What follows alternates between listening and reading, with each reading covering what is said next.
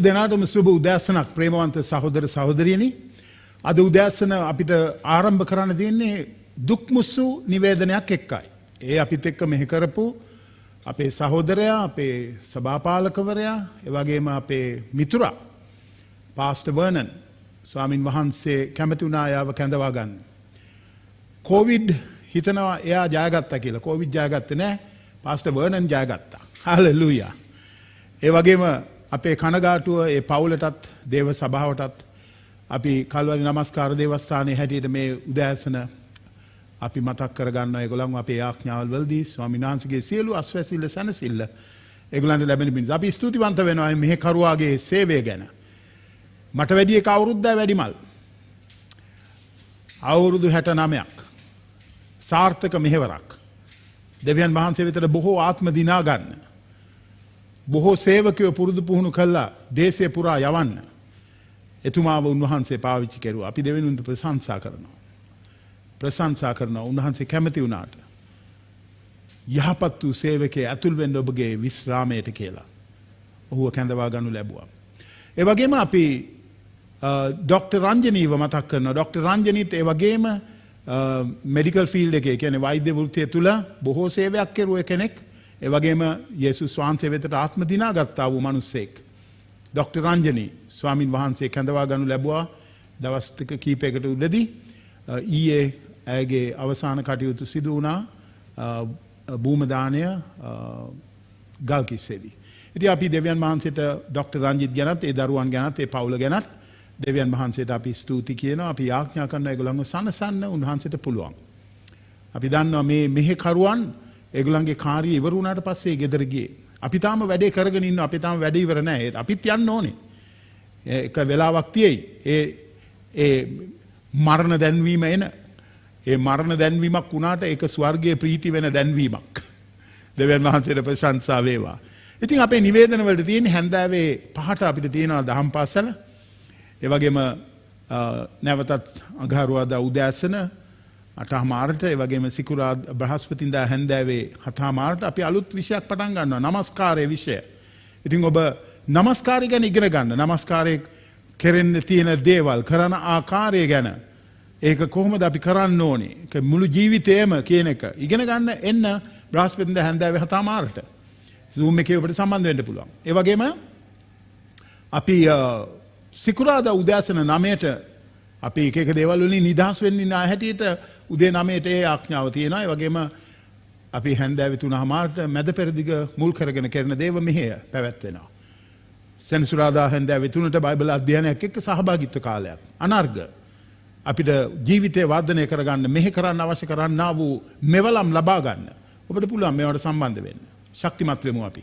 අපිට තියෙනවා දවසකදී උන්වහන්සේ ඉදිරියේ පෙනී සිටමින් ගණන් දෙන්න. අපේ වෙලාවත් එක්ක, අපේ ටැලන්ටත් එක්ක, අපේ හැකියාවන් එක්ක, අපේ සම්පත් එක්ක අපි මොනවද කෙරුවේ කියලා ගණන් දෙන්න අපිට වෙලාවක් තියෙනවා ස්වාමීන් වහන්සේ ඉදිරියේ නැගිටලා. ඒකට ඔබ සූදානම් වෙන්න. තනියම ඔබට ඒක කරන්න වෙන්නේ. හැමෝටම උදව් කරන්න හම්බ වෙන්නේ අනිත් කාටවත් ඔබට ඒ වෙලාවේදී. ඒ නිසා ඔබ දැන් සූදානම් වෙන්න. මොකද කොයි මොහොතේද දන්නේ නැහැ.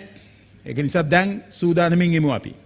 ඉතින් මම මේ පණිවිඩ ටික කිව්වට පස්සේ මම කැමතියි ඔබත් එක්ක අද දවසේ බෙදා ගන්න එලිදරව් පොතේ 21 වෙනි පරිච්ඡේදයේ පළවෙනි පද 8 තුල අපිට මතක් කරලා දෙන අලුත් අහස සහ අලුත් පොළව සම්බන්ධව යේසුස් ස්වාමින් වහන්සේ පත්මොස් දීපතේදී කොහොමද යොහන් තුමාට මේ එලිදරව් දුන්නේ 21 වෙනි පරිච්ඡේදයට එනකොට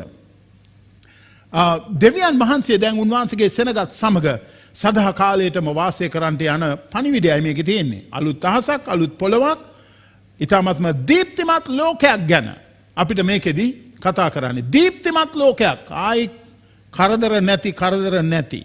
මේ පොළවේ කරදර වලට අපි පස්සෙන් එන්න බැරි තැනකට උන්වහන්සේ මාවයි ගෙනියනවා. හාලෙලූයා. ඒක තමයි සුභාරංචිය අද උදෑසන ඔබ අහන.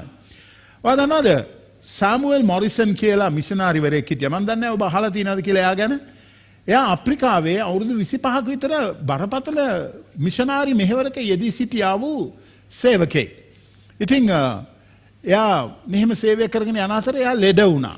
එයා අසනීප වුණාම ඊට පස්සේ එයාව යවපු ඒ සභාවේ ආපහු කැඳවා ගන්න යට කිව්වා ආපහු එන්න කියලා. ඉතින් එයා එනකොට එයා නැවකට නැග්ගා දැන් එන්න. එයා ඇමරිකාවේ පුරවැසියෙක්. American ජාතිකයෙක් Morrison. ඉතින් එයා එනකොට ඒ නැවේම ඇමරිකාවේ ජනාධිපතිතුමත් ඒ නැවේම නැගලා මෙයත් එක්ක ආවා. මේ එයත් එනවා මේ ගමනේ. ඇවිල්ලා දැන් නැව තොටුපොළට ආපුවම ජනාධිපතිතුමා බහින්ද ඉස්සෙල්ලා මේ එතන විශාල සෙනගක් රැස් වෙලා හිටියා ජනාධිපතිතුමාව පිළිගන්න. ඊට පස්සේ ජනාධිපතිතුමා නැවෙන් එළියට බහිනකොට අත්පොලසන් දීලා මොරහඬ දීලා මේ මොනවාද පිළිගැනීමක් කරනු ලැබුවා බොහෝ සෙනගක් එතන ඉඳගෙන.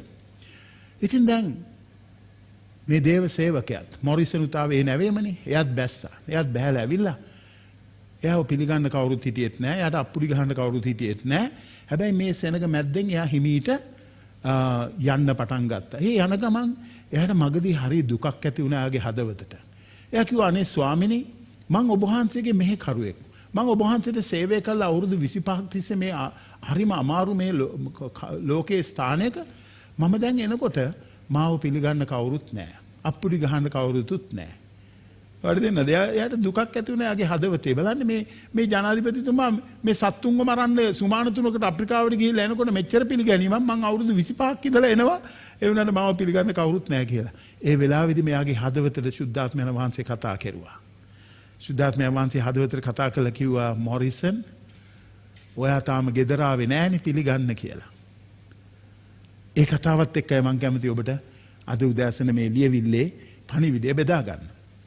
වදනද පාස්ටර් වර්නන් අපේ ඩොක්ටර් රංජනී මේ දවසේදී ඔවුන්ව පිළිගනු ලැබුවා ස්වර්ගයට.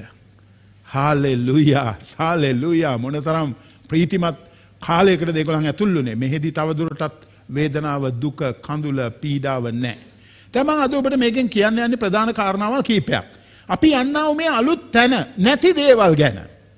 අපි යන්නා වූ මේ අලුත් තැන නැති දේවල් ගැන කැමතිද දැනගන්න? අපි මේ යන තැන මේ දේවල් නැහැ. මේවා නැහැ. ඒක තමයි එලිදරව් පොතේ 21 වෙනි පරිච්ඡේදයේ මට ඔබත් එක්ක බෙදා ගන්න ඕනේ. මොකද දෙවියන් වහන්සේගේ වචනයට අනුව ස්වාමින් වහන්සේ තුල මිදීම ලැබුවා වූ කරදර වලින් නිදහස් කරනු ලැබුවා වූ මේ පොළවේ අපිට 1 පේදුරු 2:11 වෙනි වගන්තිය කියනවා මේ පොළවේ ඔයා දන්නවද සියලුම අපහසුතාවෙන් වේදනාවෙන් මේ අපි මිදුණා කියලා. ප්‍රේමවන්තයනි නුඹලා ආගන්තුකයන්ද විදේශීන්ද මෙන් ආත්මයට විරුද්ධව යුද්ධ කරන මානසික තෘෂ්ණාවලින් වැළකී සිටින ලෙස නුඹලාගෙන් ඉල්ලමි. ඒ කියන්නේ මේ පොළවේ ඉන්නකම් මානසික තෘෂ්ණාවල් ආත්මයට විරුද්ධව යුද්ධ කරන කාරණාවල් පුදුමාකාර විදියට අපේ ජීවිත වෙලාගෙන ඉන්නේ මේ පොළවේ ඉන්නකම්. ඒක නිසා පේදුරුතුමා මේ සෙනඟට කතා කරලා කියනවා ඔබලා මේ පොළවේ වන්දනාකාරයෝ විදේශිකයෝ මේ ලෝකේ අපි විදේශිකයෝ අපේ ගෙදර මෙහෙ නෙමෙයි. එනිසා අපි යමින් ගමන් ඉන්න අය. මේ යමින් ගමන් ගොඩාක් ප්‍රශ්න වලට මුහුණ දෙන්න තියෙනවා. හැබැයි මම දන්නවා දීලා තියෙන පොරොන්දුව බයිබලේ යොහන් 14 පළවෙනි පද 3 තුල අපිට මතක් කරලා දෙනවා ඊටාත්ම වැදගත් කාරණාවක් යේසුස් වහන්සේම. උන්වහන්සේ කියනවා නුඹලාගේ සිත් නොකැළඹේවා. දෙවියන් වහන්සේ කෙරෙහි විශ්වාස කරන්න, මා කෙරෙහිත් විශ්වාස කරන්න. මාගේ පියාණන් වහන්සේගේ ගෘහේ බොහෝ වාසස්ථාන ඇත්තේය. එසේ නොවේ නම් මා විසින් නුඹලාට කියනවා ඇත. මක්නිසා නුඹලාට ස්ථානයක් පිළියෙල කරන පිණිස යමි. මම ගොස් නුඹලාට ස්ථානයක් පිළියෙල කරමි නම් මා සිටින තැන නුඹලාත් සිටින පිණිස මම නැවත ඇවිත් නුඹලා මා ළඟට ගන්නෙමි.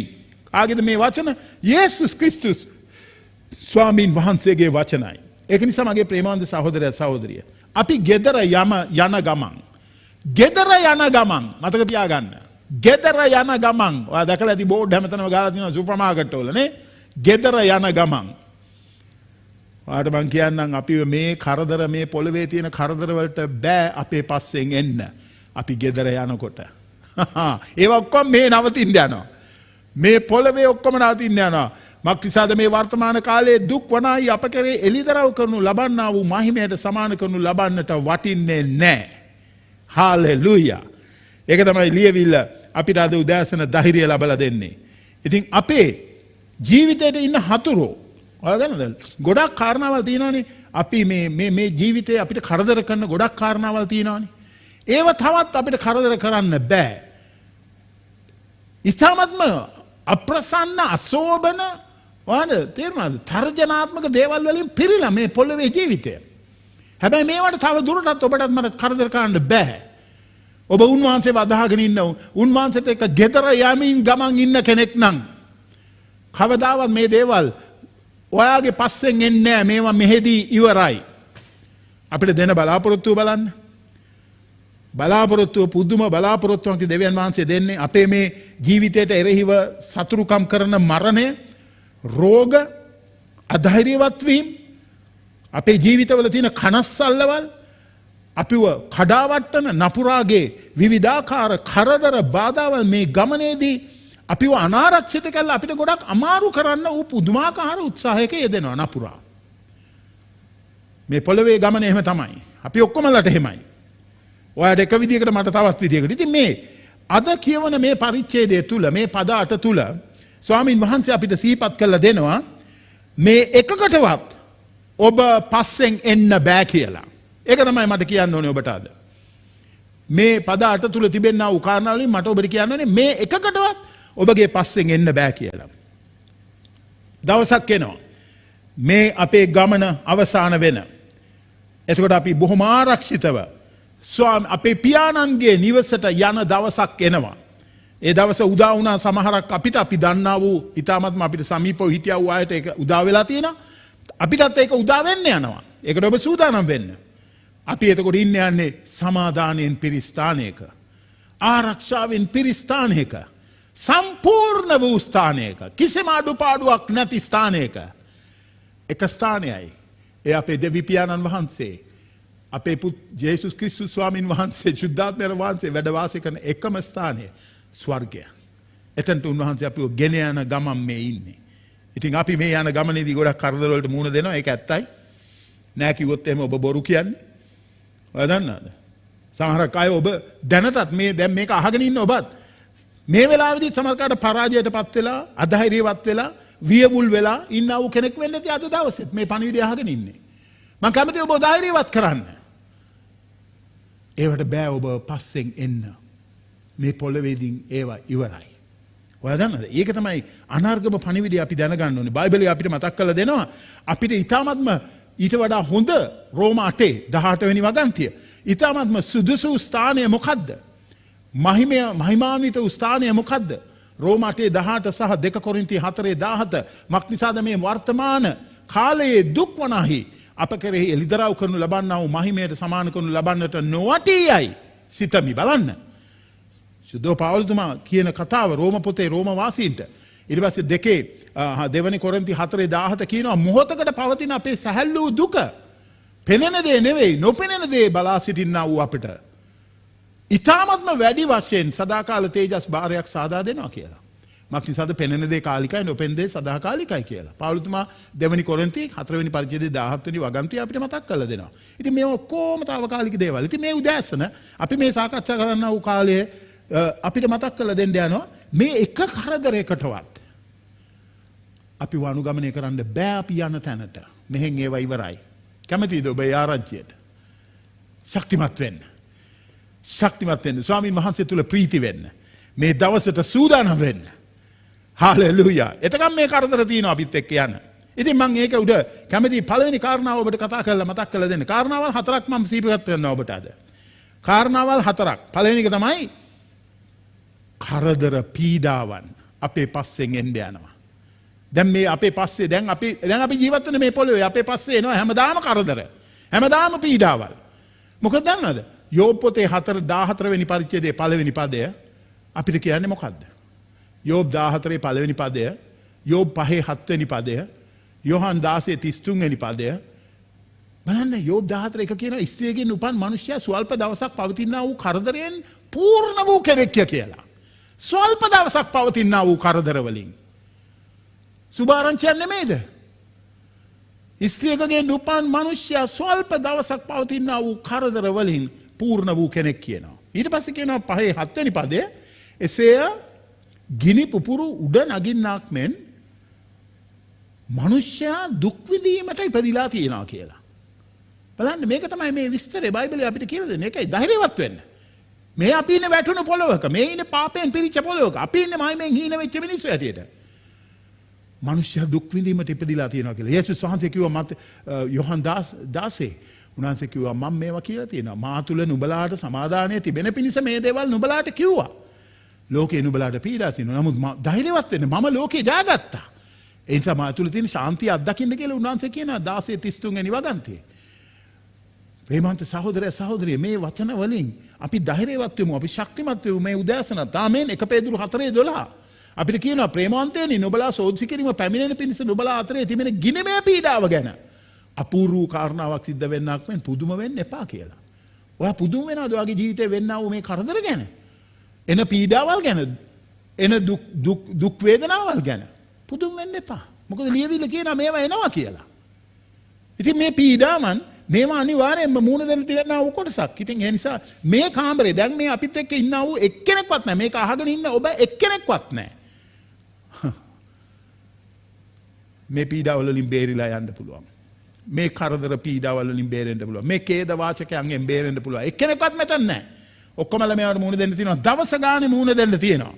දවස ගානේ අපි අහනවා රෝග තුලින් මියැදෙනවා. දවස ගානේ අපි අහනවා කනස්සල්ලට දුක් වේදනාවල් වලට අධෛර්යවත් වීම වලට මරණයටපත් වෙලා සිටිනා අය බොහෝසේ අපි අහනවා ඒගොල්ලන් ගැන. අපි අද උදෑසනත් ඒ වගේම ඒ මරණ දැන්වීමක් එක්ක තමයි පටන් ගත්තේ මේක. පාස්ටර් වර්නන්ගේ සහෝදරී අපේ ડોක්ටර් රංජනීගෙන්.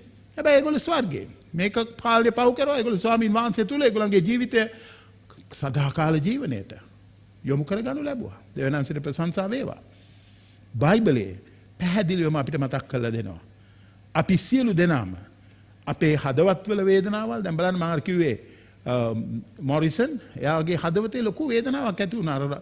අර ජනාධිපති සත්තු මරන්න අප්‍රිකාවට ගිහලා සුමාන 3ක් සත්තු මරලා එනකොට එයාව පිළිගත්ත විදිය මෙයා අවුරුදු 25 තිස්සේ සේවය කළා එනකොට එයාට තිබුණු තත්ත්වය ගැන එයාගේ හදවතේ දුකක් ඇති වුණා. මම හිතන්නේ එහෙම දුකක් ඇති වෙන්න ඕනේ නැහැ නේද? ප්‍රතිඵල බලාපොරොත්තු නෙමෙයිනේ අපි අපේ සේවය කරන්න ඕනේ කියලා අපි ඉගෙන ගන්නවානේ. සෙනසුරාදා තමයි ඒව අපි ඉගෙන ගන්න. ඉතින් ඒක නිසා ඔයාලට මම කියන්නම් දෙවියන් වහන්සේ අපිට මතක් කරලා දෙන්නේ අපේ ජීවිතේ අපි සැලසුම් කරලා තියෙන විදිහට කවදාවත් ඉවර වෙන්නේ නැහැ දේවල්. අපි බලාපොරොත්තු වෙන විදිහට දේවල් වෙන්නේ නැහැ. ගොඩාක් දේවල් මේ ජීවිතේ මට ඕනේ විදිහට නෙමෙයි සිද්ධ වෙලා තියෙන්නේ. ඔබ එකඟ වෙයි එක මගෙත් එක්ක. ඔයා කැමති විදිහට නෙමෙයි, ඔයා බලාපොරොත්තු විදිහට නෙමෙයි මේවා සිද්ධ වෙලා තියෙන්නේ. මොකද හැම පැත්තකදීම බලපුවම යහපත් භාගයේ පවා දුක හා වෙහෙසීම් වලින්ම පිරිච්ච ජීවිතයක් නෙමෙයිද ඔය මම ගත කරන්නේ. ගීතාවලිය 90ට 90. ඔව් ඒකයි කියන්නේ. ඉතින් මගේ ප්‍රේමවන්ත සහෝදරයා සහෝදරිය, ඒක තමයි අපේ කොටස මේ පොළවේ ඉන්න තාක්කල්. මේ පොළවේ ඉන්න තාක්කල් ඔයාගේ මගේ කොටස ඕකයි. යහපත් භාගයේ පවා දුක හා වෙහෙසමයි. එනිසා දවස් ගණන් කරන්න කියලා ගීතකරු කියනවා 90 වෙනි ගීතිකාවේ. ඉතින් මම ඔබට මතක් කරන්න කැමතියි අද උදෑසන අපිට මේ ඔක්කොම විඳින්න තියෙන්නේ මේ අවුරුදු 60ක් 70ක් 80ක් කියන කාලය තුල පමණයි. සදා කාලයටම ඊට පස්සේ තියෙන්නේ සැනසීමේ, අස්වැසිල්ලේ, ප්‍රීතියේ ස්ථානයකයි කෙරවල වෙන්න තියෙන්නේ. ඉතින් මේකට ඔබ දැන් සූදානම් වෙමින් ඉන්න ඕන කෙනෙක් හැටියටයි, මම සූදානම් වෙමින් ඉන්න ඕන කෙනෙක් හැටියටයි මම මේක දකින්නේ. ඉතින් මේ කරදර පීඩාවල් බලන්න 4 වෙනි පදයට අනුව මේ කරදර පීඩාවල් මේ කවදාවත් අපේ ජීවිතේ අපේ පස්සෙන් අපි යන තැනට එන්න බෑ කියලා මම ඔබට කිව්වනේ. ඔබ ඒ පණිවිඩයට කැමතිද? මේවට ඔබ අනුගමනය කරන්න බෑ. ඔබගේ පස්සෙන් එන්න බෑ. ඔබ යන්නේ ගෙදර. ඒ ගෙදර එන්න බෑ මේවට. ඒ නෑ මේවා. මෙහෙන් ඉවරයි. මෙහෙන් ඉවරයි. මේ වන්දනා ගමනේ යනකම් විතරයි මේ ටික තියෙන්නේ. අපි මේ ලෝකේ අතහැර යනකොට එක්කෝ ඔසවා ගැනීමෙන් වෙන්න පුළුවන්. එහෙම නැත්නම් වෙනත් ආකාරයකින් වෙන්න පුළුවන්. කොවිඩ් වලින් හරි වෙන්න පුළුවන්. දැන් පාස්ටර් වර්නන් මේ ස්වර්ගස්ත උනේ කොවිඩ් එක හරහා. කොවිඩ් එක තමයි යාගේ මරණයට හේතු උනේ. හුස්ම ගන්න අමාරුකමෙන් යා ගොඩ කාලයක් හිටියා ආරෝග්‍යශාලා ගත වෙලා. ඒකෙදී තමයි යාගේ ජීවිතය එතන ස්වාමින් වහන්සේ වෙතට යන අලුත් ජීවිතයේ ආරම්භය පටන් ගත්තේ. ඉතින් මගේ ප්‍රේමවන්ත සහෝදර සහෝදරිය මේ ලෝකේ අපි හැර යනකොට එක්ක ස්වර්ග එක්ක අපි ඔසවා ගැනීමෙන් නැත්නම් අපේ ශාරීරික විවිධාකාර දේවල් වලට ගොදුරු වීම තුල මරණය තුලින් සහතික ලෙසම අපිට මතක් කරලා දෙන්නේ අපිව මේ පීඩාවට පත් කරන්නා වූ දේවල් වලට ඔයත් එක්ක ගෙදර යන්න බෑ කියලායි. හාලෙලූයා. ඒක හොඳ ආරංචියක් නෙමෙයිද? මෙහෙදි ඉවරයි ඒවා. ඒක තමයි මට කියන්නේ. මරණය. බලන්න ස්වර්ගයේ මරණය නැහැ. ස්වර්ගයේ මිනිවලවල් නැහැ. මරණය නැහැ ස්වර්ගයේ. ස්වර්ගයේ වා මිනිවලවල් කපන්නේ නැහැ. මිනිවලවල් නැහැ ස්වර්ගයේ. කවදාවත් ආපහු දුක, වේදනාව, ශෝකය අපේ දැන් බලන්න මේ අපේ සහෝදර සහෝදරයන් ස්වර්ගස්ථ වුණාට පස්සේ වටේ ඉඳගෙන ඒගොල්ලන්ට දුකයි. ඉතින් අපිට දුකයි මේ අපිත් එක්ක හිටපාවු අපේ සගයෝ ස්වාමීන් වහන්සේ වෙතට අපිව හැරලා යන එක ගැන අපිට දුකයි. හැබැයි ඒ දුක ලෝකේ දුක් වෙන්නක් මෙන් නෙමෙයි කියලා අපිට 1 කොරින්ති 1 තෙසලෝනික 4:13 වෙනි පදයේ ඉඳලා කියනවා. අපි ශෝකවන්නේ ලෝකේ දුක් වෙනවා වගේ නෙමෙයි කියලා. ඒක නිසා මරණය එනවා. දැන් මේ මරණය එනකොට වේදනාව එනකොට වරද නේද? අපිව හැර ගියා වූ අය ගැන අපි දුක් වෙනකොට 1 කොරින්ති 15 51 ඉඳලා 56 ඒ පදවල අපිට මතක් කරලා දෙනවා 1 කොරින්ති 15 51 ඉඳලා 54ට මක්නිසා දිරණ සුළු මේ මෙන්න නුඹලාට රහසක් කියමි. අපි සියල්ලෝම නොසැතපෙන්නෙමු. නමුත් අන්තිම හොරනෑව පිඹින කල මොහොතකින් ඇසිපිය හෙළන ක්ෂණයකින් අපි සියල්ලෝම වෙනස් කරනු ලබන්නෙමු. මක්නිසාද හොරනෑව පිඹිනු ලබන්නේ එකල මලාහු නොදිරෙන ස්වභාවයෙන් යුක්තව නැගිටවනු ලබන්නේය. අපිද වෙනස් කරනු ලබන්නෙමු. මක්නිසා දිරණ සුළු මේක නොදිරෙන බවට පැමිණෙන්නට ඕනාය. මරණීය වූ මේක අමරණීය භාවයට පැමිණෙන්නට ඕනාය. දිරණ සුළු මේක නොදිරෙන භාවයට මරණය වූ මේක අමරණීය භාවයට පැමිණෙන්න කල්හි මරණය ජයෙන් ගිලගන්නා ලද්දේයි ලියා තිබෙන මේ වචන සම්පූර්ණ වේ. පවුලතුමා ධෛර්යවත් කරන කොරින්තිය සභාවේ ඇදිලිවතුන්ව 15 වෙනි පරිච්ඡේදයේ 51 ඉඳලා 56ට ඒ පදවලින්. හරි ලස්සනයි. මරණය ජයෙන් ගිලිනා ලද්දේය.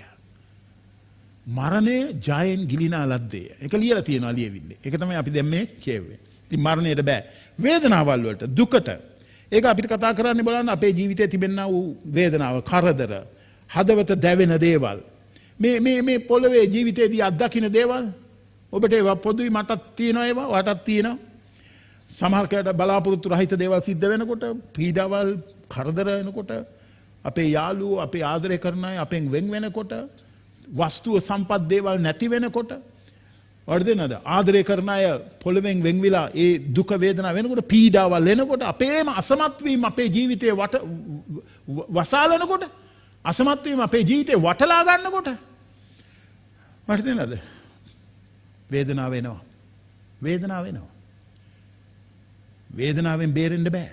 ඒක තමයි දෙවෙනි කාරණේ මම කියන්නේ ඔබට. බේරෙන්න බෑ වේදනාවෙන්. මේ ජීවිතේ වර්ධ නේද? හද දවන්නා වූ දේවල් වලින් පිරීලා. ඒ වගේම පිරීලා. හැබැයි මේවා එකකටවත් පස්සෙන් එන්න බෑ අපේ. අඬන සුළු භාවය. බලන්න අපි වැඩේම අඬනවා. නේද? ඒකෙන් අපිට මතක් කරන්නේ මොකද්ද? අපි හුඟක් වෙලාවට මේ ජීවිතයේ විවිධාකාර අවස්ථාවන් නිසා අපි හුඟක් මේ දුකට අඬන තත්වයට පත් වෙන මිනිස්සු අපි. හරියට දුක් වෙනවා. කැඩුණු හදවත් එක්ක මේ ජීවිතේ එක දේවල් සිද්ධ වෙනකොට. ඉතින් සමහර වෙලාවට අපි මේ ලණුවේ කෙරවලට ඇවිල්ලා අපි දන්නේ නැහැ කොහේ යනවද කියලා අපි. මොකද්ද වෙන්න යන්නේ කියලා දන්නෙත් නැහැ. මේ දේවල් කවදාවත් මහිමාන්විත ජීවිතේ සිද්ධ වෙන්න නැහැ. ඒව සිද්ධ වෙන්න බෑ එතන නැහැ. මේ දේවල් මට ජීවිතේ මෙහෙ කරදර කරයි. මේ වේදනාවල්, මේ පීඩාවන් මේ පොළවේදී මට අරගෙන ඇවිල්ලා මගේ බලාපොරොත්තු නැති කරන තැනට මාව පත් කරන්න උත්සාහ කරයි. මේ ඇති වෙන ඛේද වාචකයන්, අපි මුහුණ දෙන්නා වූ තවත් විවිධාකාර වූ උපද්‍රවයන් මේ පොළවේදී. මේවා කවදාවත් අපේ පස්සෙන් එන්න ආපහු බෑ. මේවා මෙහෙදී ඉවරයි. ඒක තමයි සුභාරංචිය. මේ එකක්වත් එන්න බෑ මගෙත් එක්ක මගේ පස්සෙන්. එකක්වත් එන්න බෑ. ඉස්පිරිතාල නෑ. කැඩුණු බිඳුණු තැලුණු හදවත් තියෙන නිවෙස් නෑ. කැඩුණු බිඳුණු හදවත් තියෙන මිනිස්සු නෑ. පීඩාවල් නෑ, මහා පීඩාවල් නෑ. අපි සදාකාලෙටම සැනසීමේ මහිමේ ස්ථානය. ඒක ගැනයි අපි මේ උදෑසන කතා කරන්නේ. කඳුළු නෑ. හරිද නේද? කඳුළු. කොච්චර කඳුළු කතාවල් තියෙනවද අපිට නේද? අහන්න. කඳුළු කතාවල්. සෑහෙන්න තියෙනවා කඳුළු කතාවල් අහන්න. ඒව නෑ. ඒව මෙහෙදී ඉවරයි. ඉතින් අපි ස්වාමීන් වහන්සේට ස්තුතිවන්ත වෙන්න ඕනේ. ශෝකයට, වේදනාවට, පීඩාවට අපේ පස්සෙන් එන්න බෑ. අපේ පස්සේ එන්න බැරි ප්‍රධාන කාරණාවක් මේක. ඔබ සතුට වෙනවද ඒක ගැන? ඇයි මෙහෙ ඉන්නකම්ම තියෙන්නේ ඒවයි අපිට කතා කරන්න තියෙන්නේ. උදේ ඉඳලා පත්තරේ බැලුවොත් ටීවී එක බැලුවොත් අහන්න ලැබෙන්නේ මේ වගේ වමයි. හද සසල කරවන දේවල්. ඔබගේ හද නිසල වෙන තැනට යනකම් ඔබගේ හද සසල කරවන දේවල් තමයි මේ පොළවේ තියෙන්නේ. ඉතින් ඔබ සූදානම්ද හද නිසල වෙන තැනට යන්න? සූදානම් වෙමු අපි. ඔව් ඒකට තමයි මේ ආරාධනාව වදු දැසනත් ඔබට. සූදානම් වෙමු. මොකද ඒක එනවා ඔබට. එක වෙලාවකදී නැත්නම් තව වෙලාවකදී ඉන්නේ උන්වහන්සේ දන්නේ නැතුව යනවා කියන්නේ මොනතරම් දුක්ඛිත තැනකද කෙරවල වෙන්න යන්නේ. ඒකයි මේ බලන්න මේ ලියවිල්ලේ අපිට කියන අලුත් අහසක් අලුත් පොළොවක් දිටුවා. පළමු අහස පළමු පොළොව පහව ගියා. මුහුද තවත් නැහැ. තමාගේ පුරුෂයාට සාසන ලද මනාලියකුමෙන් සූදානම් කරනු ලැබූ සුද්ධ නුවර එනම් යෙරුසලම දෙවියන් වහන්සේ වෙතින් ස්වර්ගයෙන් බසිනවා දැක්කා. තවද මෙන්න දෙවියන් වහන්සේගේ මණ්ඩපයේ මිනිසයන් සමගයි උන්වහන්සේ ඔවුන් සමග වාසය කරනවා. ඔහු උන්වහන්සේගේ සෙනග වන්නේ දෙවියන් වහන්සේ ඔවුන් සමග සිට ඔවුන්ගේ පියාණන් වන්නේය. බලන්න මේ පදවල පුදුම ධෛර්යයක් නේ දෙන්නේ අපිට. පුදුම ධෛර්යයක් නේ අපිට මේ වගේ දෙන්නේ. කියවන්නේ මේක බොහොම ප්‍රවේශමෙන් හැමින් මේ ලියවිල්ලේ කොටස්. ඉතින් මගේ ප්‍රේමවන්ත සහෝදරය සහෝදරිය. 4 වෙනි පදේ අපි දැක්කා වගේ උන්වහන්සේ ඇස් වලින් සියලු කඳුළු පිස දමනවා. මරණය තවත් වෙන්නේ නැහැ. වැළපීම හැඬීම නැහැ. වේදනාව තවත් නැහැ. මක්නිසාද පළමු දේ පහව ගියායි. සිංහල කියන මහා හඬක් මට ඇසුණා. සිංහාසනේ පිට වැදුණු තැනන් වහන්සේ කතා කොට බලව සියල්ල අලුත් කරමි කීසේක. තවද උන්වහන්සේ කතා කොට ලියන්න. මක්නිසාද මේ වචන විශ්වාසයයි සැබෑයි කීසේක. උන්වහන්සේ මට කතා කොට ඒවා ඉෂ්ට උනේ මම අල්ෆා සහ ඔමේගා පටන් ගන්නත් අන්තිමයත් පිපාස ඇත්තට මම ජීවන වතුරෙන් බොන්න දෙනවා කියලා උන්වහන්සේගේ වචනේ අපිට කියලා මතක් කරලා දෙනවා. ඉතින් පළවෙනි කාරණාව පීඩාවට බෑ අපේ පස්සෙන් එන්න. දුකට කඳුලට බෑ වේදනාවට බෑ අපිව පහු කරගෙන ඉස්සරහින් යන්න අපේ පස්සෙන් එන්න. මොකද අපි යන තැන ඒවත් නැහැ. ඒවා තහනම් අපි යන තැන. ඒවා තහනම් ඒවට දොරවල් වැහිලා තියෙන්නේ අපි යන තැන. අපි යන තැන. දෙවියන් වහන්සේට ස්තුතියි. ඔබට ඒ බලාපොරොත්තුව තියෙනවද ඔබ යන තැන ගැන? දැන් ජීවත් වෙන්න එහෙනම් ඒකට. ඒ බලාපොරොත්තුව තියෙන කෙනා හැමදාම තමුන්ව පවිත්‍ර කරගෙන ජීවත් වෙන්න ඕනේ කියලා 1 යොහන් 3 වෙනි පරිච්ඡේදයේ 4 වෙනි වගන්තිය අපිට මතක් කරලා දෙනවා. 1 යොහන් 3:4. මේ බලාපොරොත්තුව අපිට තියෙනවද? ඒ දුක නැති, කඳුල නැති, වේදනාව නැති තැනකට මම යනවා කියලා. 1 යොහන් 3 වෙනි පදය අපිට මතක් කරලා දෙනවා. එහෙනම් මේ බලාපොරොත්තුව ඔබට තියෙන නිසා ඒ හැමදෙනාම පිරිසිදුව සිටීම තමුන්මේම වගකීම කරගන්න. තමුන්ම පිරිසිදු කරගන්නවා කියලා 3 වෙනි පදේ කියන්නේ. ප්‍රේමන්ත සහෝදරය සහෝදරිය තියෙනවද ඔබට මේ බලාපොරොත්තුව? දුක කඳුල වේදනාව ප්‍රශ්න නැති තැනක ඔබ කෙරවල වෙන්න. එහෙනම් ඒ බලාපොරොත්තුව තියෙනවා නම් ඔබ වගකීම බාර ගන්න ඔබම දවස ගානේ පවිත්‍ර වෙමින් දෙවිඳුන් එක්ක ජීවත් වෙන්න. එක එක්කෙනා සමග කෝන්තර තියෙනවා නම් අපහැදිලි තැන් තියෙනවා නම් විසඳ ගන්න. ඒවා අරගෙන යන්න එපා පතාට එකට හිඳාගෙන. ඒවා නිදාස් කරගන්න දැන්. මොකද දන්නේ නැහැ වෙන වෙලාව දැන්ද හෙටද කියලා. මේ බරපතල පණිවිඩය ගැන ඔබගේ අවධානය යොමු කරන්න නැත්නම් ඔබට කෙරවල වෙන්නේ මේ ඔක්කොම ඊට පස්සේ මේ වගේ 10 ගුණයක් වැඩියෙන් තියෙන තැනක ඔබට කෙරවල වෙන්නේ. ඒකයි. දැන් අහගෙන ඉන්නා ඔබ පසුතැවිලි වෙන්න. අපහැදිලි ජීවිතය ගැන, අපිරිසිදු ජීවිතය ගැන, අපවිත්‍ර ජීවිතය ගැන පසුතැවිලි වෙන්න. පසුතැවිලි වෙලා ස්වාමීන් වහන්සේගේ කරුණාව ඉල්ලන්න. අදයි ඔබ සූදානම් වෙන දවස යන්න. හෙට නෙමෙයි. දැනුයි ඔබ සූදානම් විය යුතු මොහොත. තව පැයකින් නෙමෙයි. අහගෙන ඉන්නකොටම ඇතුලෙන් කියන අනේ ස්වාමීනි මට අනුකම්පා කරන්න. කාලකන්ණි මට අනුකම්පා කරන්න. පෞලතුමාගේ යාඥාව ඒකයි 7 වෙනි පරිච්ඡේදයේ රෝම පොතේ. ප්‍රේමවන්ත සහෝදරය සහෝදරිය පීඩාවල් වලට අපේ පස්සේ එන්න බෑ. දෙවනුව මං කියන්න කැමතියි. යක්ෂයාට සාතන්ට අපේ පස්සේ එන්න බෑ. යක්ෂයාට සාතන්ට අපේ පස්සේ එන්න බෑ. හාලෙලූයා. යක්ෂයා තමයි මේ පොළොව ඉඳගෙන මේ ඔක්කොම වද හිංසා පමුණවන්න පීඩා පමුණවන්න අපි ඉඩ දෙනවා උට. ඒකයි වැඩේ. යේසුස් වහන්සේත් එක්ක ජීවත් වෙනවා කියන මිනිස්සුත් මේවට ඉඩ දෙනවා. ඒකයි වැඩේ. යක්ෂයාට උගේ දේවල් කරන්න. සාතන්ට බෑ අපි යන තැනට අපිත් එක්ක එන්න. සාතන්ට බෑ. හැබැයි අපි යන්න ඉස්සෙල්ලා ඌ නිතරම ගිහිල්ලා චෝදනා කරනවා කියලා මම ඔබට කිව්වා. ඌ චෝදකයා. යන්න ඉස්සෙල්ලා ඌ යනවා එක කතන්දර ගිහිල්ලා කියන්නේ දෙවියන් වහන්සේට අපි ගැන. අපි ගියාට පස්සේ බෑ. අපි ගියාට පස්සේ යකාට දොර වැහිලා තියෙන්නේ. යකාට අතුල් වෙන්න බෑ. ස්වාමීන් වහන්සේට ස්තුතියි. සිහිය ඇතුව අවදිව ඉන්න කියලා අපිට බයිබලේ කියන්නේ ඒකයි. විරුද්ධකාරය යක්ෂයා ගොරෝන සිංහෙක් වගේ කවරෙක් ගිලගනින්ද සෝමින් ඔබුමද ඇවිදිනවා. ඒ මෙහෙදී. මෙහෙදී ඉවරයි. යාගේ කෙරුම් ඔක්කොම ඉවරයි මෙහෙදී. වර්ධනනාද? යක්ෂයා සාතන් තමයි මේ ඔක්කොම වේදනාවල් අමරු කරදර දේවල් මිනිසුන්ගේ ජීවිතවලට ගේන්නේ. හැබැයි ඔයා දන්නවද? මේ සාතන් කොච්චර උත්සාහ කරුවත් අපිව පරාජය කරලා කොච්චර උත්සාහ කරුවත් සාතන් අපිව විනාශ කරන්න ඌට ඒක කවදාවත් කරන්න හම්බ වෙන්නේ නැහැ යේසුස් වහන්සේ නිසා. ඌට කරන්න බෑ ඒක. ඔබ ඉඩ දෙනවද? ඌට ඒක කරන්න. ඔබ තමයි ඉඩ දෙන්නේ. ඔබගේ අවකල් ක්‍රියාවල් වලින්. ඔබගේ අවිනිශ්චිත වූ ජීවිතය තුළින්. එතන නිශ්චිතව දෙවිඳුන එක ගමන් කරන්න. හැමදාම. ස්වාමීන් වහන්සේට බයෙන් වෙවුලමින් උන්වහන්සේ ඉදිරියේ ගමන් කරන්න. ඒ නිශ්චිත ඒ සහතිකය ඔබට ඇතුව ජීවත් වෙන්න පුළුවන්කම තියෙදී ඇයි මේ එහාට මෙහාට වැනිවෙන්නේ ඉන්නේ? හරියට ජීවත් වෙන්න දෙවියන් වහන්සේ තුල. යක්ෂයා උගේ ස්වභාවය ප්‍රකාශ වෙන බොහෝ නම් තියෙනවා ඌට. බොහෝ නම් තියෙනවා. එලිදරව්ව නෑ එක අපිට ජෝබ් පොතේ පළවෙනි පරිච්ඡේදයේ 9 ඉඳලා 11ට පදවල ජෝබ් බලන්න පළවෙනි පරිච්ඡේදයේ 9 ඉඳලා 11ට සාතන් ස්වාමින් වහන්සේට උත්තර දෙමින් ජෝබ් උන්වහන්සේ කෙරෙහි බයවන්නේ නිකමටද? ඔබ වහන්සේ ඔහු වට කරත්, ඔහුගේ ගෙදර වට කරත්, ඔහුට ඇති සියල්ල වට කරත් හැම අතින්ම වැටබැඳ තිබෙනවා නොවේද? ඔබ ඔහුගේ අත් වැඩට ආශිර්වාද කළසේක. ඔහුගේ සම්පත්ද දේශයේ වර්ධනය වී තිබේ.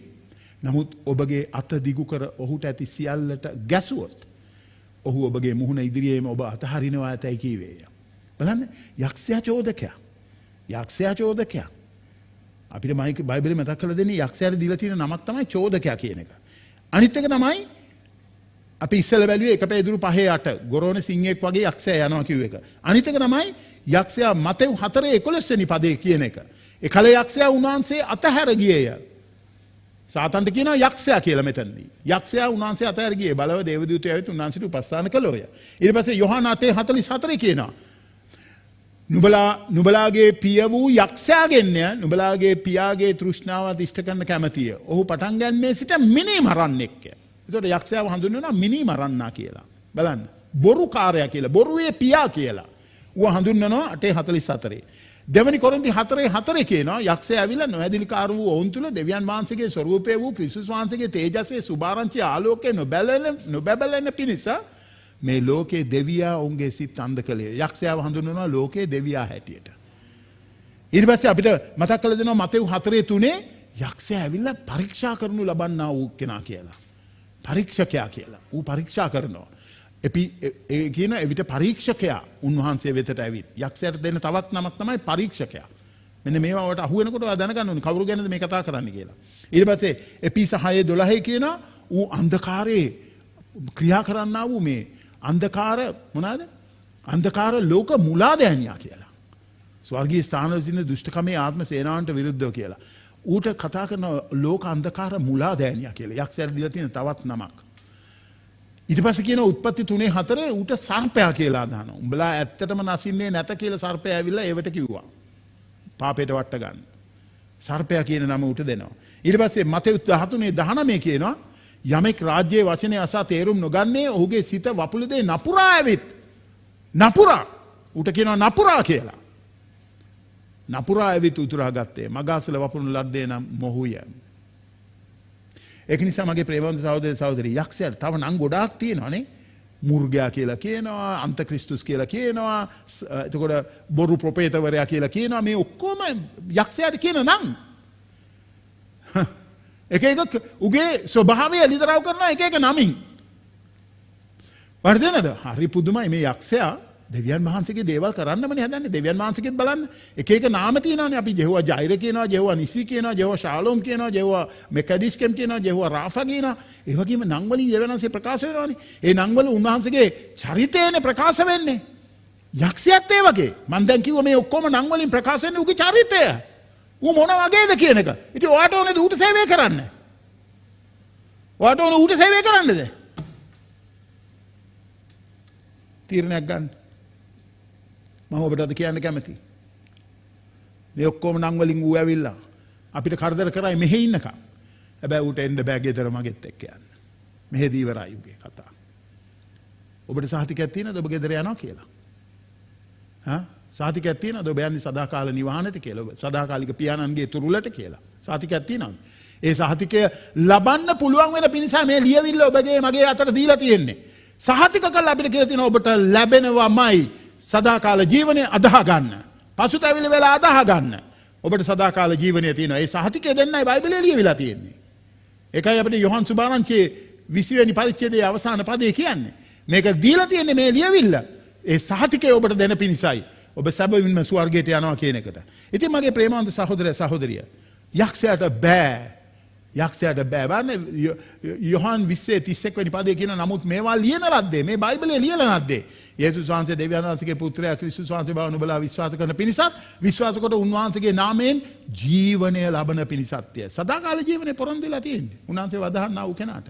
ඉතින් ඔබ කවුරු හරි මේ රැස්වීමේ ඉන්නවනම් අද මේ Zoom මීටින් එකේ කරුණා කළා පසුතැවිලි වෙලා අදහා ගන්න දුෂ්ට පාපිෂ්ඨ නපුරු දෙයින් පසුතැවිලි වෙලා හැරෙන්න. නැත්තම් ඔබ යක්ෂයාටත් යක්ෂයාගේ සේනාවටත් හදපු ගිනි විලේ තමයි නතර වෙන්නේ. මතක තියාගන්න. ඒක හොඳ ආරංචියක් නෙමෙයි මිනිසුන්ට. අපි බැලුවා පීඩාවල් වලට බෑ අපේ පස්සෙන් එන්න.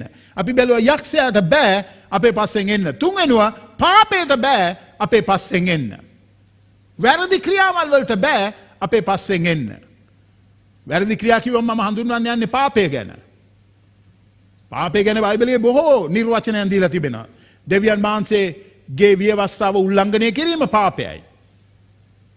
හරි දේ දැන දැන නොකිරීම පාපයයි. නොපනත්කම පාපයයි. ඇදහිල්ලක් නැතිකම පාපයයි. බයිබලයේ පාපය විග්‍රහ කරන විවිධ විදිහට එක එක ස්ථානවල. මේ වැරදි ක්‍රියාවල්. මේ පාපයට මේ වැරදි ක්‍රියාවල් වලට මගේ පස්සෙන් එන්න බෑ මං යන තැනට. ඒවා මෙහෙදී ඉවරයි. මෙහෙදී ඒවා මගේ පස්සෙන් හැමදාම එනවා. ඉතින් බලන්න මේකෙදි මේ දෙවෙනි පදයට එනකොට අපිට මතක් කරලා දෙන්නේ අපි උන්වහන්සේ අපිව තියන්න යන්නේ කොහෙද දන්නවද? අපිව තියන්න යන්නේ උන්වහන්සේ මේ නව ජෙරුසලමේ බයිබලයේ කියන නව ජෙරුසලමේ. බලන්න 9 ඉඳලා 11ට පදවල මොකක්ද කියන්නේ කියලා. 9 ඉඳලා 11ට පදවලට 21 වෙනි පරිච්ඡේදයේම 9 ඉඳලා 11ට අපි මේ පද කීපය තුල තියෙන දේ පොඩ්ඩක් කියවන්න. මට පේන්නේ මේ පුංචි අකුරු. ඒක නිසා මේ 9 ඉඳලා 11ට ස්වාමින් වහන්සේ බලන්න අපිට දෙන සහතිකය මේකේ මොනතරම් ආකාර අලංකාර පොරොන්දුවක්ද උන්වහන්සේ දෙන්නේ. අන්තිම පීඩා සත සහ පාත්‍ර සත දැරූ දේවදූතයන් සද්දනාගෙන් එක්කෙනෙක් ඇවිත් මා සමග කතා කොට මෙහි එන්න බැටුල් පැටවානන්ගේ භාර්යාව වන මනමාලී නුඹට පෙන්වන්නෙමි කීවේය. ඔහු මහත් වූ උස්කන්දකට ආත්මයන් වහන්සේගේ අනුභවයෙන් මා ගෙන ගොස් සුද්ධ නුවර ජෙරුසලම දෙවියන් වහන්සේගේ තේජස් ඇතිව දෙවියන් වහන්සේ වෙතින් ස්වර්ගයෙන් බසිනවා මට පෙන්නුවේය. බලන්න ඇගේ ආලෝකය ඉතා අනර්ග වූ මාණික්‍යයකට සමානය නම් පළඟුමෙන් පැහැදිලි වූ සූර්යකාන්ත ගලක් වගේය. විස්තර කරනවා නව ජෙරුසලම. විස්තර කරනවා ස්වර්ගයෙන් බසින්නා වූ නව ජෙරුසලම. ඒක ගැන අපිට හොඳ විස්තරයක් දෙනවා ඒ පද කීපය තුල. එනිසා මගේ ප්‍රේමාන්ත සහෝදරය සහෝදරිය මට ඔබට කියන්න පුළුවන් අද උදෑසන යේසුස් වහන්සේගේ සභාව උන්වහන්සේගේ මනාලිය. යේසුස් වහන්සේගේ සභාව උන්වහන්සේගේ මනාලියයි. දෙවනි කොරින්ති 11 දෙවනි පදයේ අපිට මතක් කරලා දෙනවා 2 කොරින්ති 11 දෙවනි පදය. ඊටමත් අනර්ග ලෙස අපි උන්වහන්සේගේ මනාලියයි.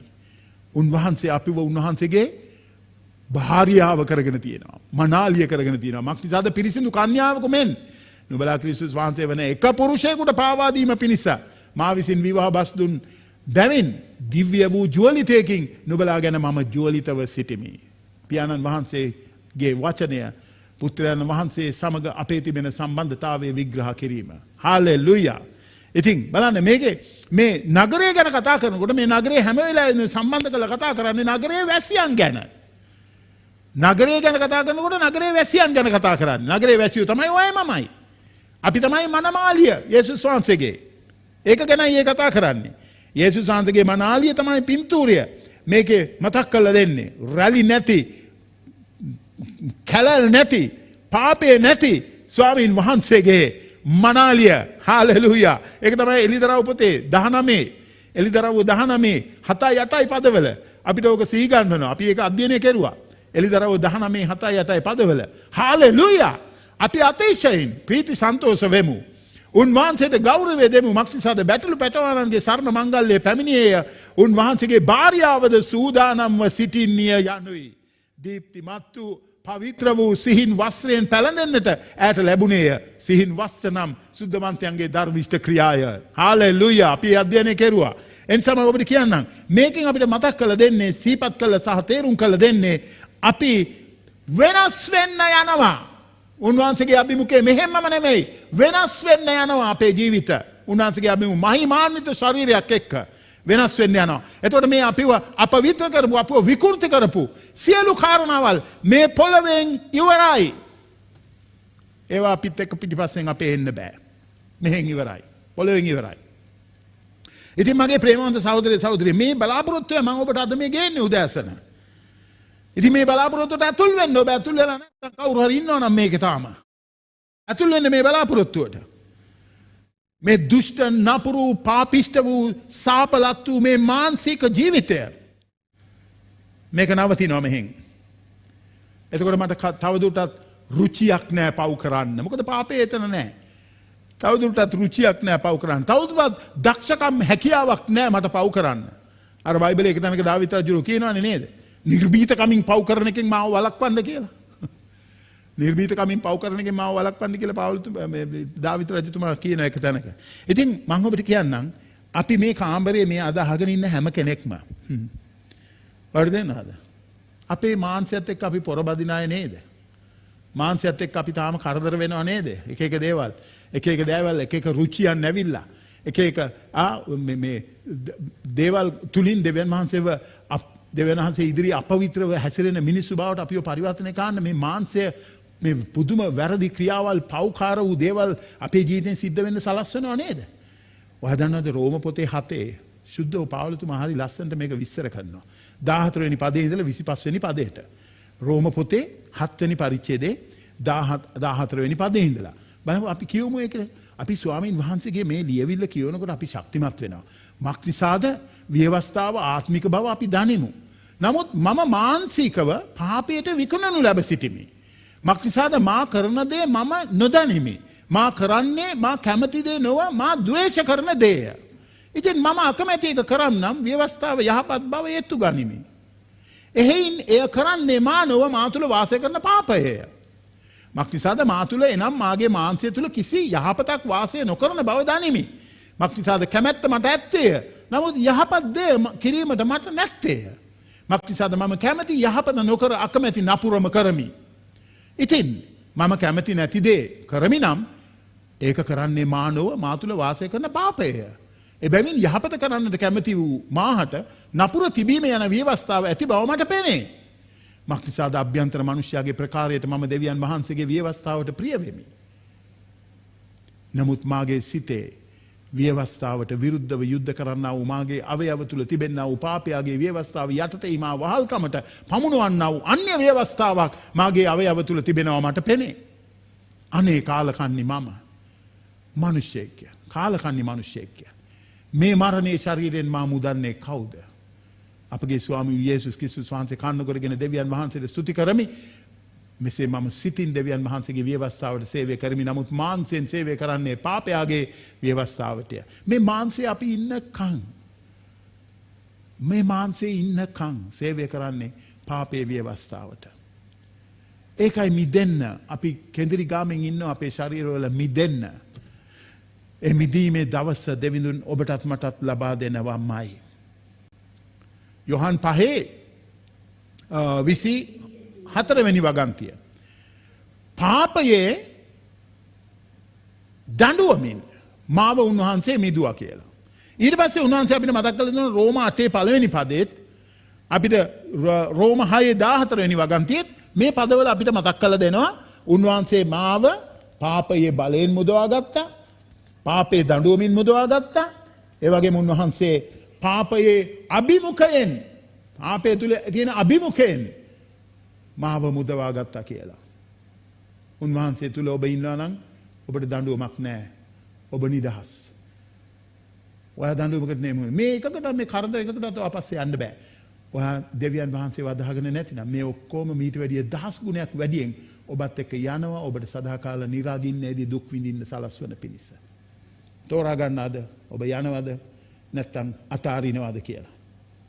බයිබලයට අනුව නම් අපිට මතක් කරලා දෙනවා දවසක් එනවා. මේ මහිමාන්විත ජීවිතයට ඇතුල් වෙන දවසක් එනවා මේ පාපිෂ්ඨ වූ සාපලත් වූ මාංශය මෙහිදී අතහැර මහිමාන්විත වූ ශරීරයට ඇතුල් වෙන දවසක් එනවා. ඒ දවස ආපුවම දෙවියන් වහන්සේගේ සාන්තුරයන් හැටියට අපි හැම කෙනෙක්වම උන්වහන්සේගේ අභිමුඛයේ පාපයෙන් මුදනු ලැබුවා වූ පාපයට තවදුරටත් අපි ගැන අපිට කරදර කරන්න බෑ. වැරදි ක්‍රියාවල් වලට තවදුරටත් අපිව වරදට පත් කරන්න බෑ. ඉඩක් නැහැ. ඒ ඔක්කොම මෙහිදී ඉවරයි.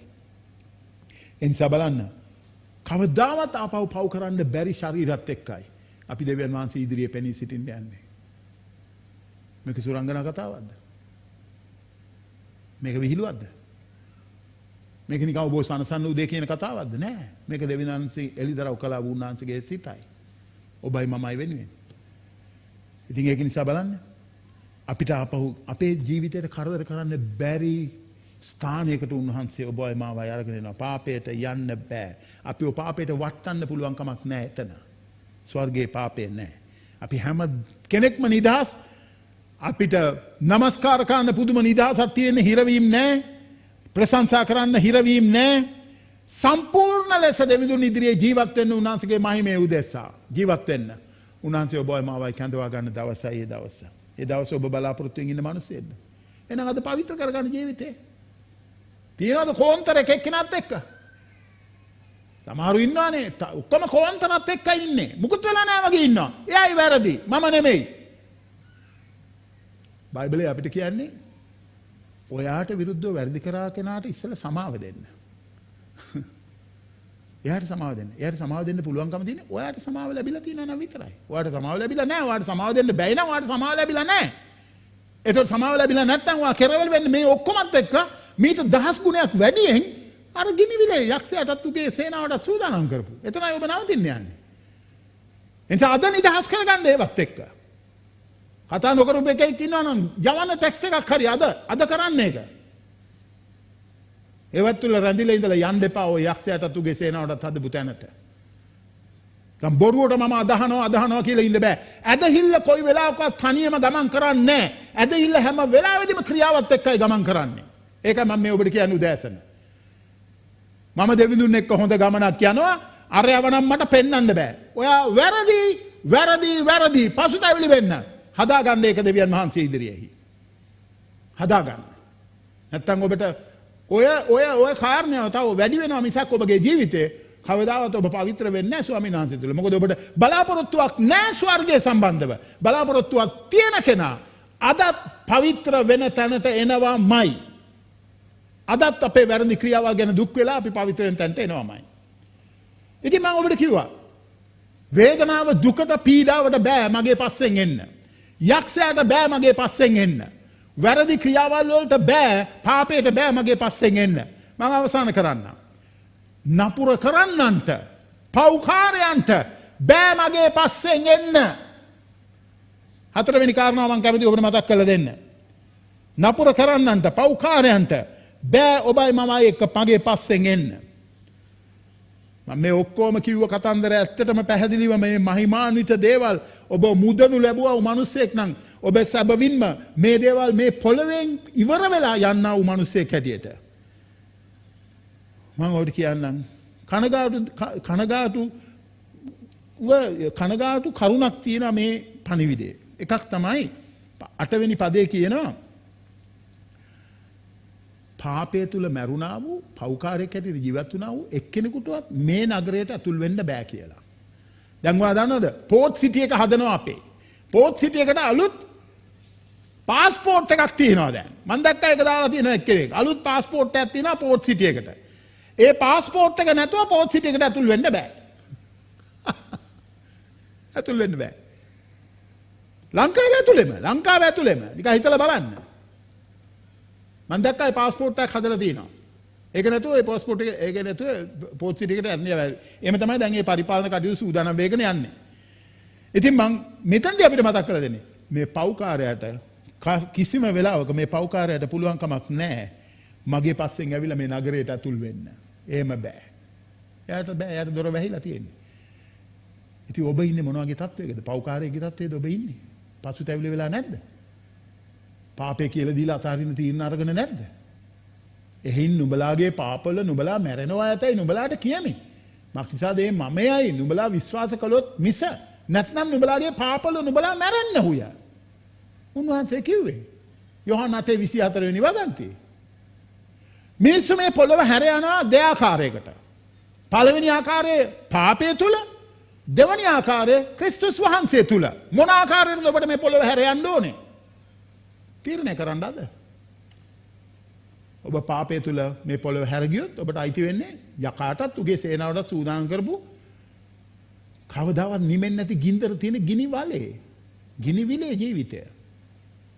හැබැයි ඔබ උන්වහන්සේට ඔබගේ පාපය කියලා දීලා උන්වහන්සේ ප්‍රසන්න කරන ජීවිතයක් ගත කරන්න තීරණයක් ගත්ත මිනිසෙක් හැටියට නම් ඔබ කෙලවර කරන්නේ කවදාවත් දුක වේදනාව කඳුල පීඩාව රාත්‍රිය නැති තැනක. යේසුස් වහන්සේ මෙතන ආලෝකය වෙනවා කියලා බයිබලයේ අපිට කියනවා. මොනතරම් පැහැදිලි සුභාරංචියකටද අපි මේ අද දවසේ අවනත වෙලා තියෙන්නේ. අලුත් කරගන්නේ සිතුවිලි ඔබගේ ජීවිතේ මගේ ප්‍රේමාන්ත සහෝදරය සහෝදරිය. පව්කාරයට ඉඩක් නැහැ. මේ දොර වැහිලා තියෙන්නේ මේ නගරයට ඇතුල් වෙන්න බෑ පව්කාරයට. ඒක තමයි එයා ගෙවන්න තියෙන්නේ. යේසුස් වහන්සේව ප්‍රතික්ෂේප කිරීම සම්බන්ධව එයාට ගෙවන්න තියෙන මිල තමයි ඒක. නිකන් හිතලා බලන්න මම එදා කිව්වා පොත් ඇරෙනවා කියලා. ජීවතුන්ගේ නම් ලියවිලා තියෙන පොත්. ජීවතුන් ජීවත් වෙලා ඉන්නදී කරපු දේවල් ලියවෙන පොත්. මේ ඔක්කොම දිගාරනවා කියලා මම කිව්වා ඔබට. අපි ගිය සුමානේ අධ්‍යයනයේදී මම ඔබට මතක් කරුවානේ. පොත බැලුවා ඔයාගේ නම නැහැ. ඔයාගේ නම නැහැ මේකේ. ගිනිවිල. නම නැත්තම් ගිනිවිල. එච්චරයි. පව්කාරයට ඇතුල් වෙන්න බෑ මේ නගරයට. මේ ශුද්ධ නගරය. ස්වාමීන් වහන්සේගේ මනාලිය ඉන්න නගරය. ස්වාමීන් වහන්සේගේ මනාලිය ලෙස හඳුන්වන අලුත් ජෙරුසලම. ඇතුල් වෙන්න බෑ පව්කාරයට. එයා විශ්වාස නොකිරීම සම්බන්ධව යට වන්දියක් තියනවා ගෙවන්න. ඒ වන්දිය බරපතලයි. ඔබ ඒකට අහු වෙන්න එපා කියලා මගේ ඉල්ලීමයි. ප්‍රේමන්ත සහෝදරය සහෝදරිය. මේ 8 වෙනි පදේම අපිට මතක් කරලා දෙනවා නොඇදහිලිවන්තයා. අදහන්නේ නැති කෙනා. ඇදහිල්ලක් නැතුව ඉන්න කෙනා. ක්‍රිස්තුස් දෙවියන් වහන්සේව විශ්වාස නොකර ඉන්න කෙනා. එයා කවදාවත් යේසුස් වහන්සේත් එක්ක පුජ්‍යලික සම්බන්ධතාවයක ගැළවීමකට අවිල්ලා නැහැ. ගැළවීමට අවිල්ලා නැහැ. ඔබ ඒ වගේ කෙනෙක්ද අද උදෑසන මේක අහගෙන ඉන්න? කරුණා කළ හදවත විවුත කළ කියන අනේ ස්වාමිනී පව්කාරෝ මට සමා වෙලා. ඔබ වහන්සේගේ කරුණාවෙන් මට අද ඔබ වහන්සේත් එක්ක ඔබ වහන්සේගේ දරුකම ලබන්න අවසර දෙන්න කියලා. යටත්ව ඉල්ලන්න පසුතැවිලි වෙලා පාපේ අතාරින්න තීරණයක් අරගෙන. මම ඔබට මතක් කරලා දුන්නා අද උදෑසන මගේ ප්‍රේමාන්ත සහෝදරය සහෝදරිය. මේ එක කාරණයකටවත් බෑ. අපිව පාපේ පස්සෙන් එන්න අපිට තවත් මේ වගේ කරදර ගන්න අපි යන තැනට එන්න බෑ මේවට. හැබැයි ඔබ දන්නේ නැත්නම් මේවා ඔක්කොම ඊට වැඩි දහස් ගුණයක් වැඩියෙන් ඔබ පස්සෙන් එනවා. එහිදී ඔබට මේවට මුහුණ දෙන්න සිද්ධ වෙනවා. ඒකයි මම ඔබට මේ අද උදෑසන බොහොම කරුණාවෙන් මතක් කරලා දෙන්නේ ලියවිල්ලේ තිබෙනා වූ මේ පද කීපය. දෙවනි තෙසලෝනික පළවෙනි පරිච්ඡේදයේ 8:9 පදවල නුඹලාට දුක් දෙන්නන්ට දුකද දුක් විඳින නුඹලාට අප සමග සහනයද දීම දෙවියන් වහන්සේ ඉදිරියේ ධර්මිෂ්ඨ වූ කාරණයක් බලන්න. ඒ දවසේදී ස්වාමින් වහන්සේ තමන් සුද්ධවන්තයන් තුල මහිමය ලබන්නටත් අපේ සාක්ෂිය අදාහගත් නුඹලා සමග අදාහගත් සියල්ලන් තුල මවිත ලෙස පෙනෙන්නටත් එන කල්හි ඒ තැනැත්තෝ උන්වහන්සේගේ අභිමුඛයෙන්ද උන්වහන්සේගේ බලයේ තේජස ඉදිරියෙන්ද සදාකාල විනාශයේ දඬුවම විඳින්නෝය. අදාහ ගන්න. පසුතැවිලි වෙන්න. අදාහ ගන්න. නපුරු ක්‍රියාවල අතාරින්න. දුෂ්ටකම් කිරීමෙන් වළකින්න. මේ පොළවේදී මේවා ඔක්කොම තියෙනවා. හැබැයි මේ පොළවේදී ස්වර්ගයේ සම්බන්ධව ඔබට බලාපොරොත්තුවක් නැත්නම් මේ වගේ ඔබට මිදෙන්න බෑ. ස්වර්ගයේ සම්බන්ධව බලාපොරොත්තුවක් ඔබට එන්න තියෙන එකම ක්‍රමයයි ස්වාමීන් වහන්සේට ජීවිතේ පාලනය බාර දීම තුලයි. එතකොට ඔබට එනවා ස්වර්ගයේ සම්බන්ධව බලාපොරොත්තුවක්. එතකොට මේ බලාපොරොත්තුව ඔබ මෙහිදී ජීවත් කරනවා පවිත්‍ර වෙන්න දවස ගානේ දෙවියන්සේ අකමැති අප්‍රසන්න වූ දේ තුලින්. ඉතින් මගේ ප්‍රේමාන්ත සහෝදරය සහෝදරිය. ඒක තමයි මට අද ඔබට කියන්න පෙළඹුණේ මේ කාරණය තුල. මේ පද 8 තුල ගැබ් වෙලා තිබෙන ප්‍රධාන කාරණාවල් 4ක්. මොනවාද? පීඩාව, දුක් කරදර අපේ පස්සෙන් එන්න බෑ. අපි මේ යන තැනට.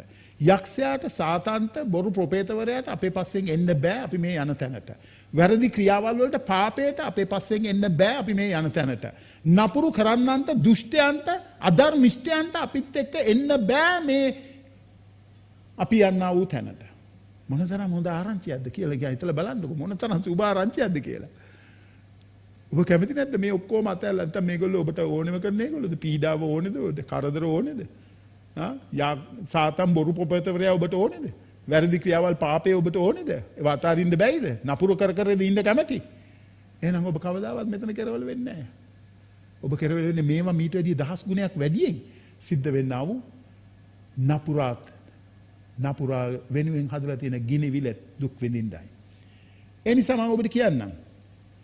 ඔබට ඇත්තටම ඕන නම් මේකෙන් මිදෙන්න. මම පොඩි රුකුලක් ඔබට දෙන්නම් අද උදෑසන. පළවෙනි කාරණාව. ඔබ කොහොමද මේක අත්පත් කරගන්න ඔබ ගත යුතු තීරණය මොකද්ද? පළවෙනි කාරණාව. අවබෝධ කරගන්න මම නැති වෙලා ඉන්න පව්කාර දුෂ්ට මනුස්සයෙක් කියලා. රෝම පොතේ 3 වෙනි පරිච්ඡේදයේ 10 ඉඳලා 23 වෙනි පද දක්වා අපි කියවනකොට ඒකේ හරි පැහැදිලිව කියනවා. එක ධර්මිෂ්ඨයෙක්වත් නැහැ. ඒ ගැන මෙසේ ලියා තිබේ ධර්මිෂ්ඨ කෙනෙක් නැහැ. එක්කෙනෙක්වත් නැහැ. තේරුම් ගන්නා වූ කිසිවෙක් නැහැ. දෙවියන් වහන්සේ සොයන්නා වූ කෙනෙක් නැහැ. සියල්ලෝ අහක්ව ගියෝය එක්ව නිෂ්ප්‍රයෝජන වූ යහපත කරන්නෙක් නැත. එසේ එක්කෙනෙක් පමණවත් නැත. ඔවුන්ගේ උගුර විවර වූ මිනිවලක්ය. ඔහු තමුන්ගේ දිව්වලින් වංචාකම් කළෝය. ඔවුන්ගේ තොල් යට පොළොන් විස තිබේ. ඔවුන්ගේ මුකේ ශාපෙන්ද තිත්තකමෙන්ද පූර්ණය.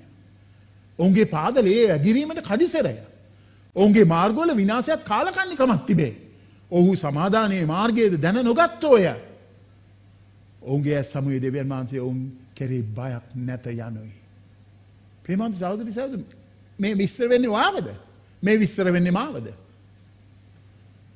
ඔයා හිතනවද ඔයා ධර්මිෂ්ඨයි කියලා? ඔයා හිතනවද ඔයා යහපත්කම් කරන කෙනෙක් කියලා? බයිබලයේ කියන එක්කෙනෙක්වත් එහෙම එක්කෙනෙක් බයිබලයේ කියනවා නෑ කියලා. ධර්මිෂ්ඨ කෙනෙක් නෑ, යහපත් කෙනෙක් නෑ, දෙවිඳුන් හොයන කෙනෙක් නෑ.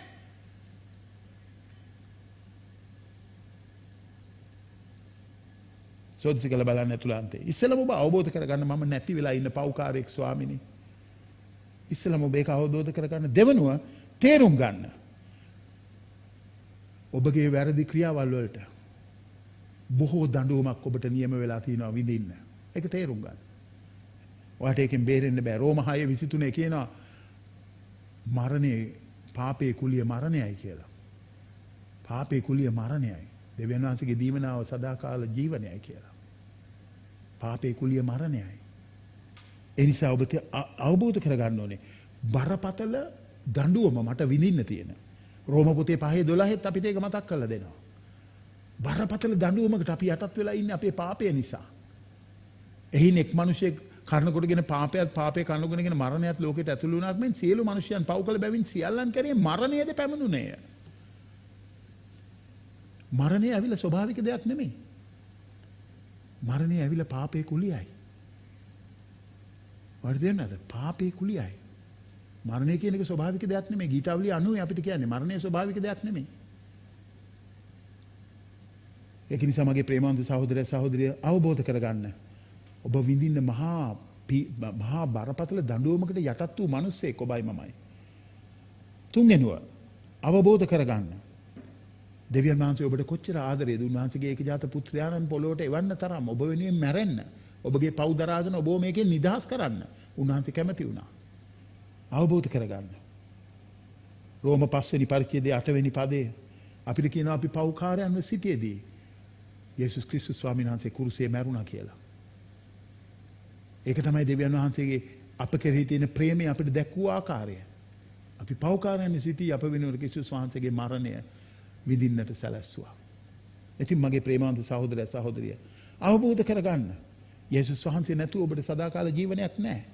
යේසුස් වහන්සේගේ පාලනයට ඔබ ජීවිතේ නතු කරන්නේ නැතුව මේ පීඩාවෙන්, යක්ෂයාගෙන්, ලෝකයෙන්, නපුරාගෙන්, වැරදි ක්‍රියාවල් වලින් බේරෙන්න බෑ ඔබට. යේසුස් වහන්සේ නැතුව. ඔබ වඩා ඒවට ඇතුළට යනවා මිසක් ඒ වගේ එළියට එන්න බෑ ඔබට. යේසුස් වහන්සේට පමණයි පුළුවන් එළියට ගන්න. ඒ නිසා ඔබ කැමති වෙන්න දෙවියන් වහන්සේ ඉදිරියේ ඔබගේ පාපය කියලා ඒක අතහැරලා උන්වහන්සේගේ පාලනයට බාර වෙන්න කිවරක් ගන්න අද උදේ. අද උදෑසන ගන්න මේ වචනය ඇහෙනකොට රෝම පොතේ 10:9 රෝම 10:13 වෙනි පදය අපිට මතක් කරලා දෙන්නේ මේ පදවල සීපත් කරගන්න. මේක තමයි දෙවියන් වහන්සේගේ සැලැස්ම ඔබටත් මටත්.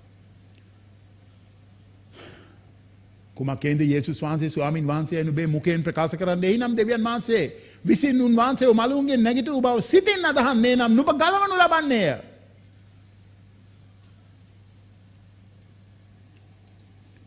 වෙන කිසිම දෙයක් නැහැ. මේක තමයි දෙවියන්ගේ සැලැස්ම අපේ මිදීමට. ඉතින් ඔබ අවබෝධ කරගන්න මම නැති වෙලා ඉන්න පව්කාරයෙක් කියලා තේරුම් කරගන්න මට විශාල වන්දියක් තියෙනවා ගෙවන්න. ඒක යේසුස් වහන්සේ ගෙවන්න ඕනේ කියලා අවබෝධ කරගන්න. යේසුස් ස්වාමීන් වහන්සේ පොළොවට ආවේ මගේ පව් වෙනුවෙන් මැරෙන්න කියලා කැමති වෙන්න. උන්වහන්සේ ඉදිරියේ ඔබගේ පාපය කියලා අතහැරලා උන්වහන්සේගේ පාලනයට ජීවිතේ බාර කරන්න. ඒක තමයි දෙවිඳුන් ඔබගේ මගිනේ අද උදෑසන ඉල්ලන්නේ. ඔබ එහෙම කෙරුවේ නැත්තම් මම මේ කතා කරපු දේවල් ඔක්කොම ඔබගේ පස්සෙන් එනවා. ඔබට ඒවා දහස් ගුණයෙන් වැඩි වෙලා යකාටත් උගේ ස්ථානයටත් නියම කරලා තිබෙනා වූ ගිනිවිලේ තමයි ඔබට නවතින්න වෙන්නේ. මේක ඔබ බය කරන්න කියන කතාවක් නෙමෙයි. මේක තමයි ඇත්ත.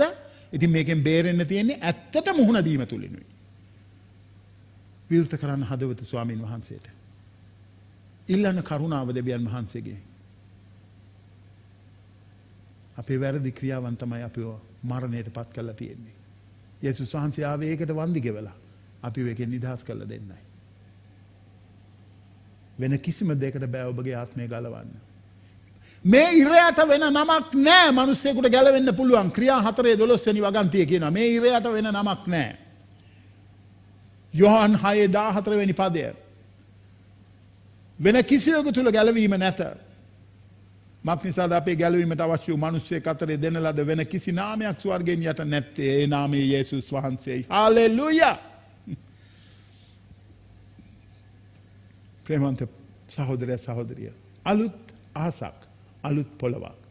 තවත් අපට කරදර කළ නොහැකි තර්ජන කරන්න වූ අසෝබන වූ දේට අපිව අනුගමනය කරන්න ඉඩක් නැති තැනකට දෙවිඳුන් ඔබවත් මාවත් පත් කරලා තියෙනවා.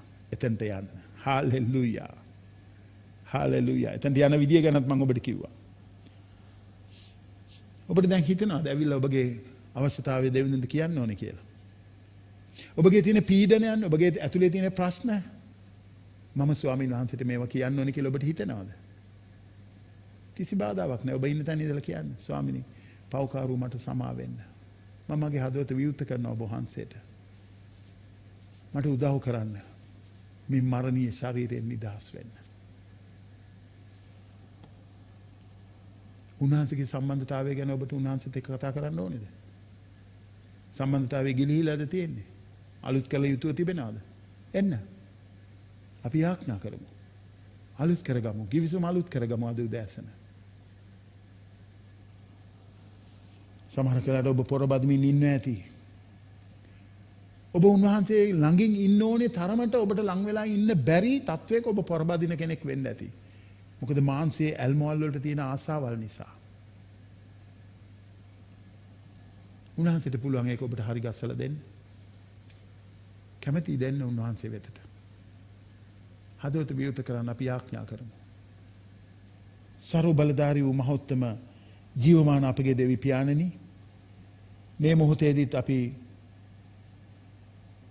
හඳුනා ගන්නවා අපි නැති වෙලා ඉන්න පව්කාරයෝ කියලා. අපි තේරුම් ගන්නවා අපි බොහෝ වන්දියක් වරද නිසා බොහෝ මිලක් ගෙවන්න යුතු වෙලා තිබෙන මිනිස්සු කියලා. අපි අවබෝධ කරගන්නවා ඔබ වහන්සේගේ එක ජාත පුත්‍රයාණන් මේ පොළොවට එව්වා අපේ පාපය වෙනුවෙන් මැරෙන්න කියලා. ස්වාමිනී, මම කැමතියි, අපි කැමතියි ඔබ වහන්සේ වෙතට ඇවිල්ලා අපේ පාපය කියලා දීලා අද උදෑසනත් ඔබ වහන්සේගේ කරුණාවට ඇතුල් වෙන්න. ස්වාමිනී, අපේ පාපයට සමා වෙලා ඔබ වහන්සේගේ දරුවෙක් ඇටියට අපිව පිළිගන්න කියලා මේ උදෑසනත් අපි ඉල්ලා සිටිනවා. මේ පොළවේ අපිට වද දෙන්නා වූ පීඩාවද, යක්ෂයාද, වැරදි ක්‍රියාවල්ද, නපුර කරන්නන්ද කවදාවත් ඒගොල්ලන්ට අපේ පස්සෙන් එන්න බැරි බව ඔබ වහන්සේ මේ ලියවිල්ල අපිට සිහිපත් කළ දුන්නට ස්තුතියි. අපි අද බාර වෙනවා ඔබ වහන්සේගේ අතට. ආශිර්වාද කරන්න ස්වාමිනී. යේසුස් වහන්සේගේ උතුම් ජීවමාන නාමයෙන්. ආමෙන්. ආමෙන් and ආමෙන්.